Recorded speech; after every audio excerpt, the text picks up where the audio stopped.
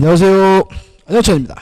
자, 오늘은 저당권 마무리하고 이제 드디어 계약법으로 들어가게 됩니다. 이제 민법이 바닥이 보이기 시작했죠. 자, 페이지 448페이지 제3취득자의 보호예요. 일단 제3취득자가 누구냐면요, 저당권이 설정이 된 후에 권리를 취득한 사람들을 우리가 제3취득자라고 합니다. 그럼 이런 거겠죠.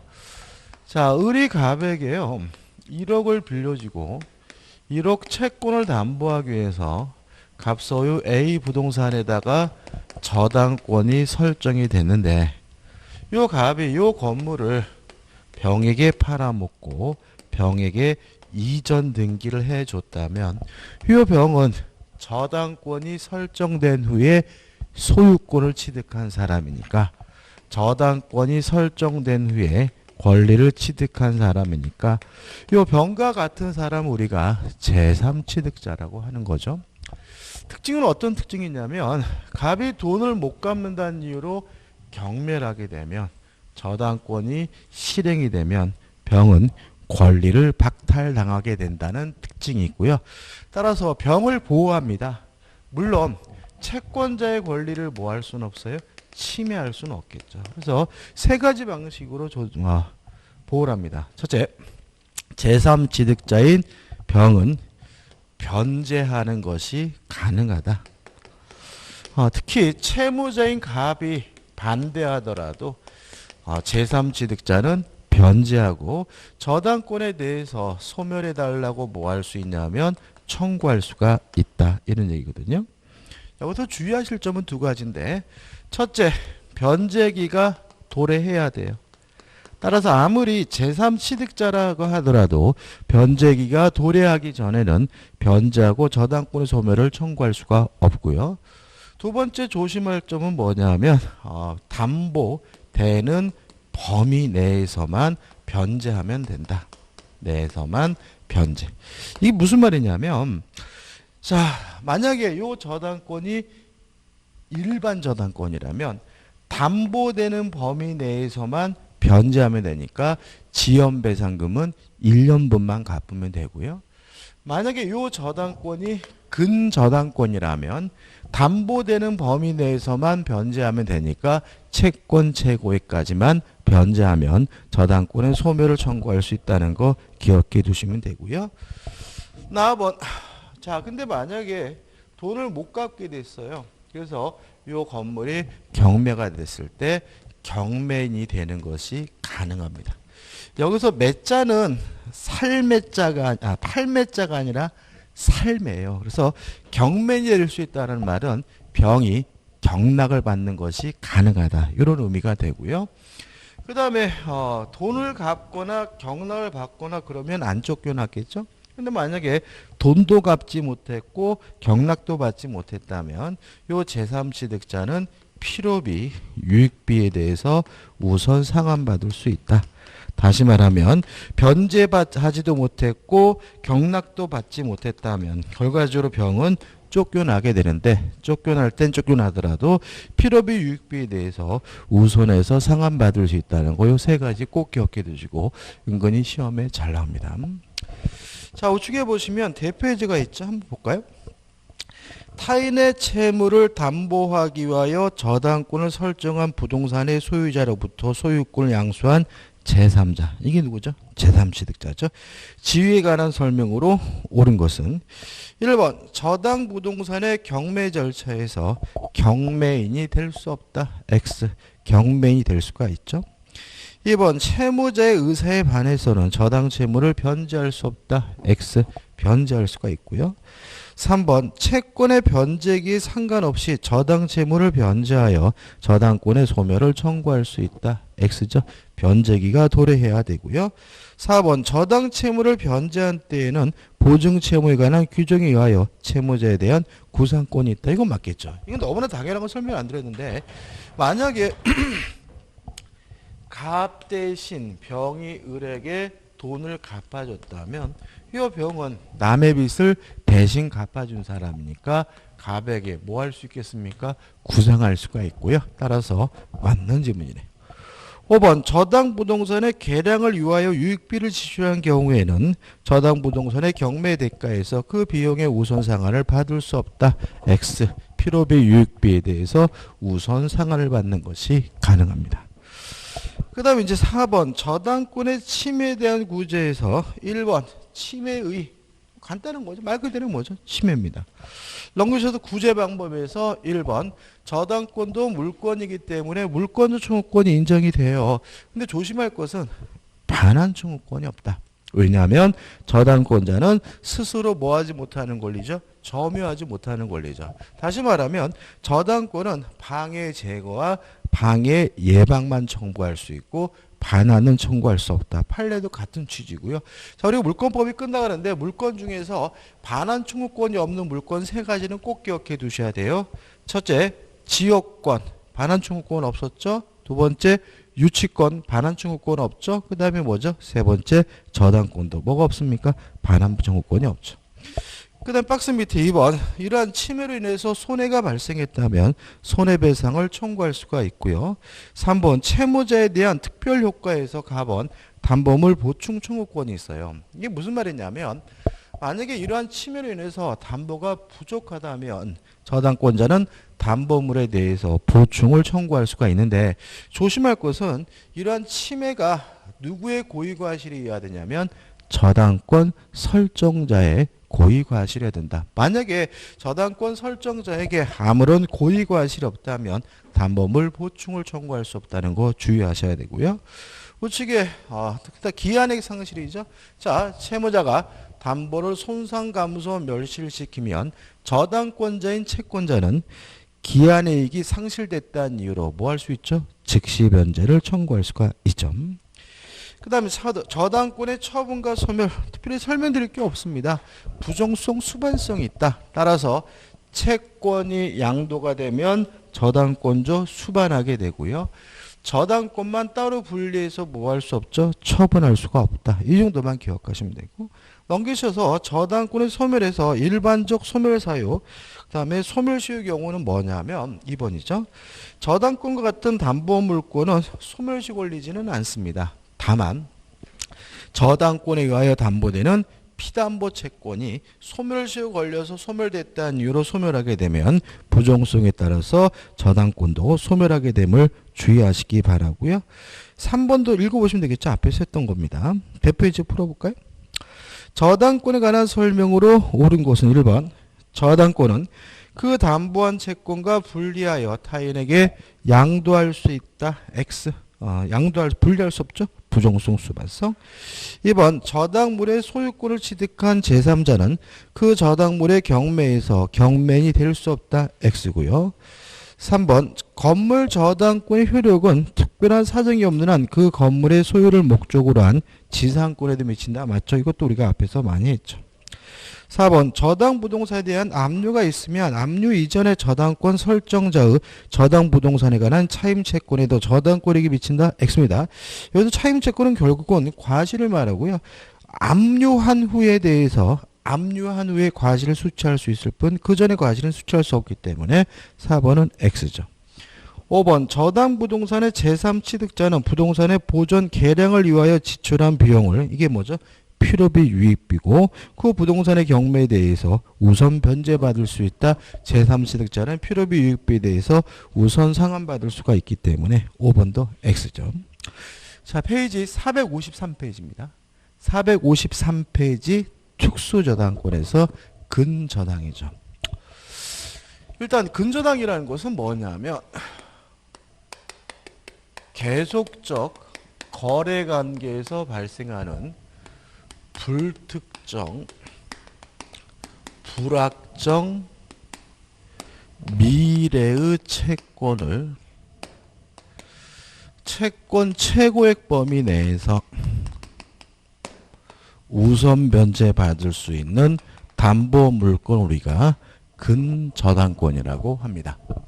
다시 말하면 계속적 거래관계에서 발생하는 불특정, 불확정, 미래의 채권을 채권 최고액 범위 내에서 우선 변제받을 수 있는 담보물권 우리가 근저당이라고 하고요. 그래서 이번 근저당권의 특징이 나오는데 요 근저당권에 의해서 안보가 되는 요 채권이 불특정, 불확정, 미래 채권이라는 거죠. 따라서 불확정하다는 말은 증감 변동할 수 있다는 특징이 있다는 거 좀 조심하시기 바라고. 3번 근저당권의 설정 계약과 등기람으로서 성립하게 되는데 등기할 때 반드시 기재해야 될 것은 두 가지입니다. 채권 최고액 반드시 등기해야 되고요. 그 다음에 근저당의 취지, 근저당이라는 사실도 반드시 등기해야 되고요.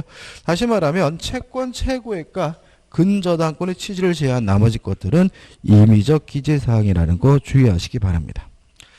그 다음에 454페이지 오시면 근저당의 이전에서 기본적으로 이것도 뭐가 있냐면 부종성, 수반성이 있어요.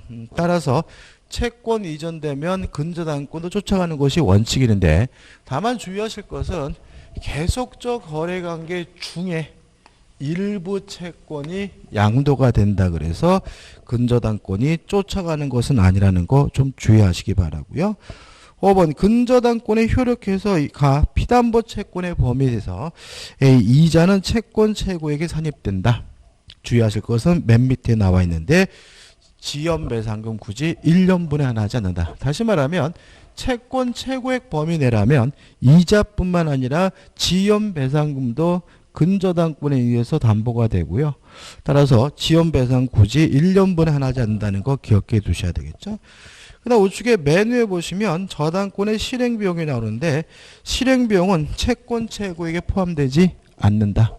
다시 말하면 별도로 계산하게 된다는 거 꼭 기억해 두시고 그 다음에 C와 D가 나오는데 이게 어떤 문제냐면 이런 문제입니다. 자, 실제 갚아야 될 채권액이 채권 최고액보다 더 커요. 초과되어 있거든요. 이랬을 때 뭘 갚아야 변제해야 근저당권에 대해서 말소를 청구할 수가 있느냐. 이 문제에 대해서 첫째, 채무자인 근저당권자는 채권 최고액이 아니라 실전 채권액 전액을 다 변제해야 근저당권의 말소를 청구할 수가 있고요.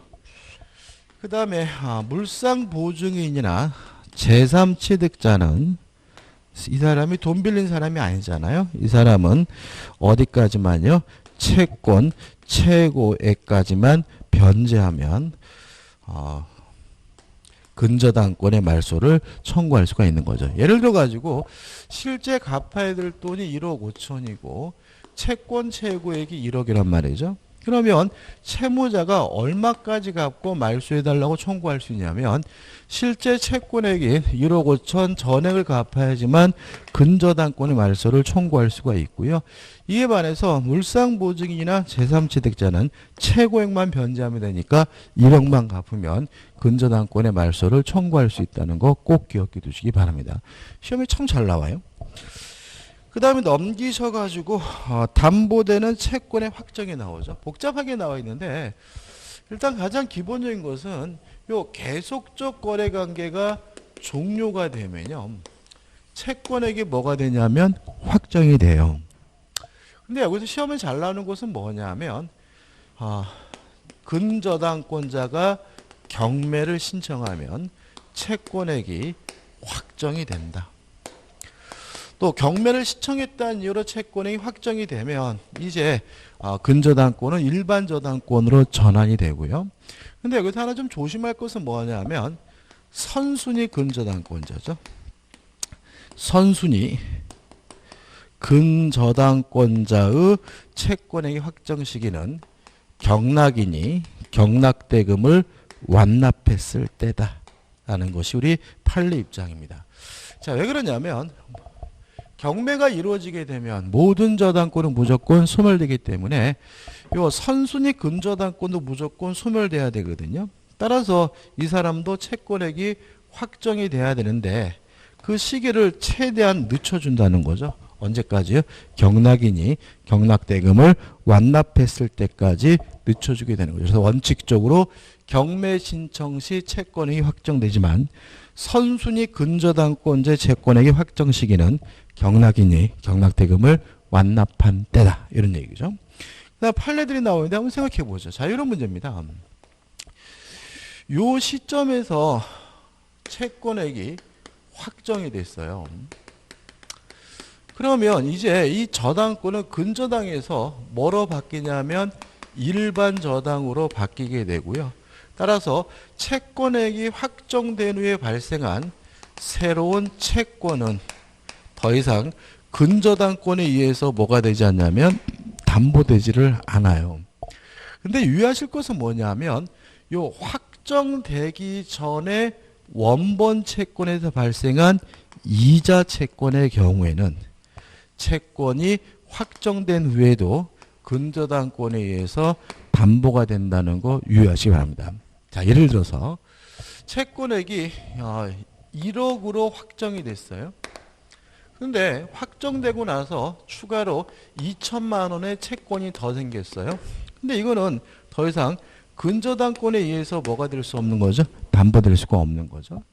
근데 문제는 그것이 아니라 요 1억에 대한 요 확정되기 전에 1억에 대한 이자는 확정된 후에 발생한 거더라도 근저당권에 의해서 담보가 된다는 거 좀 주의하시면 됩니다. 이 정도만 주의하시면 되죠. 그 다음에 우측에 보시면 6번 소멸 나와 있고 포괄 근저당 큰 의미 없죠. 대표지가 나와 있죠. 이렇게 쉽게 문제가 나오죠. 풀어오면 후순위 근저당권자의 신청으로 담보권 실행을 위한 경매가 이루어진 경우 확정되지 않은 선순위 근저당권의 피담보 채권의 확정 시기는 선순위 근저당권자의 피담보 채권의 확정 시기는 경락인이 경락대금을 완납한 때이기 때문에 답은 뭐죠? 2번이죠. 매수인이 매각대금을 완납했을 때에서 2번이 답이 됩니다. 그 다음 넘겨보시면 뭐가 나오냐면 공동저당이 나와요. 이 공동저당은 우리 민법에서 유일한 계산 문제입니다. 유일한. 계산 문제이기 때문에 약간 좀 딜레마가 좀 있긴 한데 어렵게 나오진 않거든요. 그래서 어차피 이 공동저당에 대해서 문제가 나오면 사례로 출제되기 때문에 결국은 사례 문제를 풀기 위해서 깔끔하게 뭐 할 필요가 있냐면 정리할 필요가 있어요. 그래서 정리하고 연습을 좀 해보죠. 자, 예를 들어 볼게요. 을이 갑에게요 1억 5천을 빌려주고 요것을 담보하기 위해서 A 부동산, B 부동산에다가 저당권을 설정했어요. 이렇게 한 개의 채권을 담보하기 위해서 설정된 여러 개의 저당권을 우리가 공동저당이라고 하고요.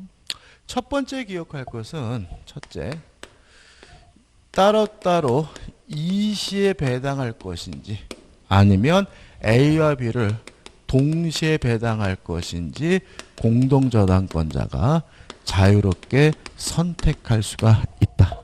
이게 첫 번째 기억할 내용입니다. 다시 말하면 을의 입장에서는 A 따로 경매에서 A만 배당하고 나중에 B를 배당하고 따로따로 이시에 배당할 것인지 아니면 A와 B를 한꺼번에 경매에 넣어서 동시에 배당할 것인지 자유롭게 뭐 할 수 있는 거죠? 선택할 수가 있다는 거죠. 이 기억해 두셔야 되고 두 번째, 자 그래서 을이 동시 배당을 선택했어요. 동시 배당 시입니다. 첫째, 원칙. 가액의 비율에 따라서 분담액이 결정된다. 이게 가장 중요합니다. 자, 이게 무슨 말이냐면, 자, A와 B를 동시에 경매에서 배당을 했는데, A에서 1억 원이 나왔고요. B에서 2억 원이 나왔어요. 그러면, 을이 받아야 될 돈은 1억 5천인데, 돈이 얼마가 나왔죠? 3억이 나왔으니까, A에서 얼마를 받고 B에서 얼마를 받을지 그 분담액이 결정해야 되는데, 그 분담액 어떻게 결정되냐면, 가액의 비율에 따라서 결정된다. 따라서 1억 대 2억의 비율로 분담액이 결정이 됩니다. 비례시를 계산하는 방법은 쉽게 말씀드리면 더해서 밑에 깔면 돼요. 1 더하기 2, 3이니까 밑에 깔면 3분의 1이죠. 따라서 A에서는 1억 5천의 3분의 1, 5천을 가져가게 되고요. B에서는 3분의 2, 1억 5천의 3분의 2에서 1억 원을 가져가게 된다. 다시 말하면 원칙적으로 무엇에 따라서요? 가액의 비율에 따라서 1억 대 2억의 비율로 분담액이 결정이 됩니다. 근데 우리 판례가 뒤에 판례가 나오는데 예외를 인정합니다. 첫째, 두 번째인데 다만 물상 보증인 소유물이 존재하는 경우입니다. 다시 말하면 요 갑과 A와 B가 모두 채무자인 갑의 소유가 아니라 요 P가 물상 보증인 병의 소유인 경우입니다. 이때는 가액의 비율에 따라서 분담액이 결정된다는 민법 규정이 적용되지 않는다라는 것이 우리 판례 입장입니다. 그럼 어떻게 할 것이냐? 이 문제에 대해서 우리 판례는 이때는 채무자 소유물부터 선배당을 실시하고요. 그래도 부족액이 있는 경우에만 부족액에 대해서만 물상 보증인 소유물에 대해서 배당을 해야 된다라고 판시하고 있습니다. 따라서 만약에 이 B가 채무자인 갑의 소유가 아니라 물상 보증인 소유면 가액의 비율에 따라서 분담액이 결정된다라는 민법 규정이 적용되지 않고요. 채무자 소유물부터 선배당을 하기 때문에 을은 A에서 1억 원을 가져가고요. 지금 받아야 될 돈이 얼마죠? 5천. 부족액에 대해서 여기서 뭐죠? 5천만 원을 가져가게 된다. 그래서 만약에 B가 물상 보증인 소유면 A에서 1억, B에서 뭐죠? 5천만 원을 가져가게 되는 거죠. 실제로 우리 공인중개사 시험엔 여기까지만 기억하셔도 돼요. 두 번째입니다. 자, 20배당입니다. 자, 을이 20배당을 선택했어요. 자, 20배당을 선택하게 되면 일단 공동저당권자인 을은 첫째, 전액을 다 배당을 받습니다. 따라서 지금 A가 1억이고 B가 2억인데 A만 경매했죠. 그러면 을은 가액의 비율에 따라서 분담액에서 5천만 원을 가져가는 것이 아니라 전액 1억 원을 뭐죠? 을이 다 가져간다는 거죠. 근데 여기서 문제가 되는 것은 뭐냐면 이런 20배당을 하게 되면 후순위 저당권자가 피해를 봐요. 예를 들어서 요 A 부동산의 1순위가 을이고 2순위가 정이 있다라고 가정을 해볼게요.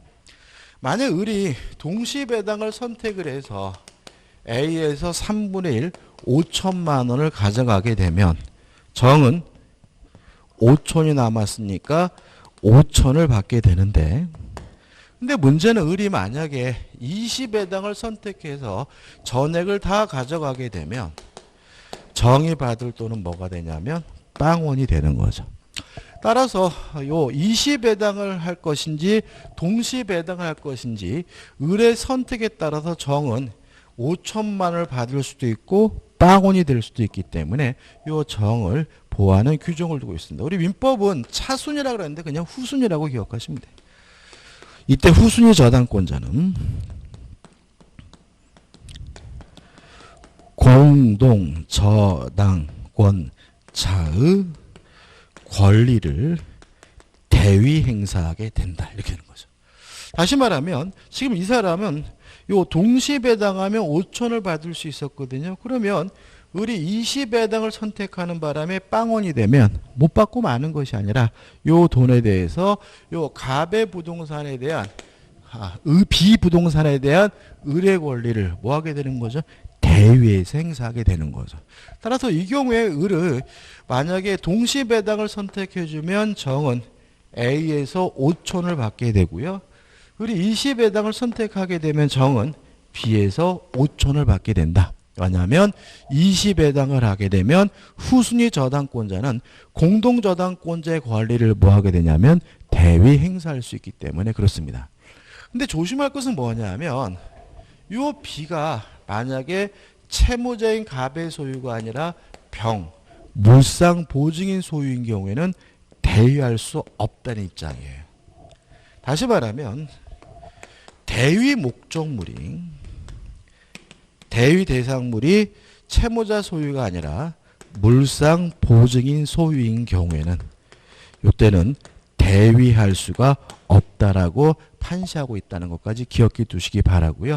그래서 물상 보증인과 후순위 권리자의 권리가 충돌하는 경우에는 우리 판례가 오히려 물상 보증인의 권리를 우선해 주고 있음을 주의하시기 바랍니다. 이렇게 간단하게 정리하시면 돼요.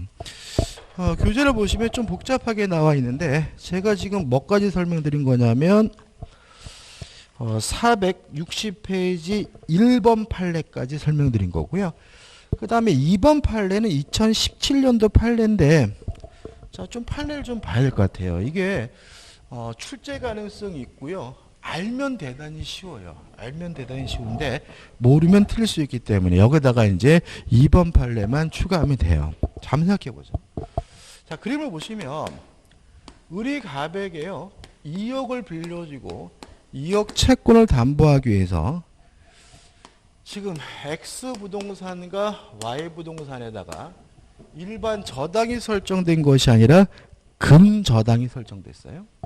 근데 근저당을 설정하면서 채권 채무액을 얼마라고 했냐면 1억이라고 했단 말이죠. 1억. 그리고 나서 지금 을이 요 X 부동산만 20배당을 해가지고요.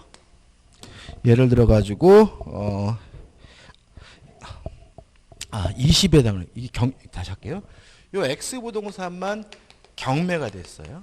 그래서 얼마가 나왔냐면 8천만 원이 나왔단 말이죠. 그러면 요 20배당을 하게 되면 요 8천만 원에 대해서 을은 뭐 하죠? 전액 배당을 받게 되는데 문제는 우리 판례에 따른다면 요 8천만 원만큼 요 근저당권의 채권 채무액이 감소된다는 입장입니다. 따라서 을이 Y 부동산에서 배당받을 수 있는 돈은 또다시 1억이 아니라 2천만 원만 우선 변제받을 수 있다라고 판시하고 있어요. 다시 말하면 요 채권 채무액 1억이라는 것은 따로따로 2억인 것이 아니라 두 부동산 전체에 대해서 1억에 대해서만 우선 변제 받을 수 있다는 입장이고요. 따라서 만약에 을이 2억을 빌려줬다면 각각 1억 해서 합산해서 2억 안심할 문제가 아니라 둘 다 뭐죠? 2억이라고 설정을 해야 보호받을 수 있다는 거죠. 다시 말하면 20배당을 해가지고 근저당권자로서 배당을 받으면 요 배당받은 금액만큼 채권 채무액이 뭐 하게 돼요? 축소가 된다는 것이 우리 판례 입장이라는 거 좀 주의하셨으면 좋겠어요. 그래서 이번 판례 결론 부분 읽어보면 이렇게 돼 있잖아요. 2를 기준 밑으로 하나, 둘, 세 번째입니다. 공동 근저당권자로서 행사할 수 있는 우선 변제권의 범위는 피담보 채권의 확정 여부와 상관없이 최초의 채권 최고액에서 위와 같이 우선 변제를 받을 금액을 공제한 나머지 채권액으로 제한된다고 해석하면 뭐죠? 타당하다라고 나와 있으니까 여기서 요 8천만 원만큼 뭘 해야 돼요? 공제를 해야 된다는 거고요. 따라서 을이 Y 부동산에서 우선 변제 받을 수 있는 금액은 1억이 아니라 얼마만요? 2천만 원만 우선 변제 받을 수 있다는 것이 우리 판례 입장이라는 거 결론은 좀 꼭 기억해 두시기 바랍니다. 자, 여기까지 해서 이제 물권법이 끝났고요. 좀 쉬었다가 계약법으로 들어가도록 하겠습니다.